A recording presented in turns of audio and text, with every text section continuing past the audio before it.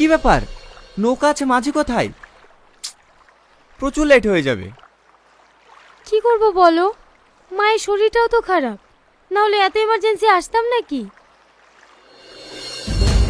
আরে ছি, এই কি অসভ্যতা! তুমি দিল্লি তো পোশাক নষ্ট করে রাস্কেল কোথাকার! আরে ছি ছি ছি, এই পাগল, মানা করার সত্ত্বেও তুই আবার গায়ে কাঁদা দিলি। এসব জানোয়ারদের কাছে ছুটি দিয়ে মারার দরকার। রাবিশ কোথাকার।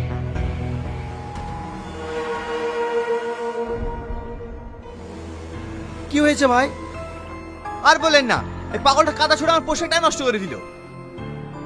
এই স্যারের গায়ে কাদা দিলি কেন?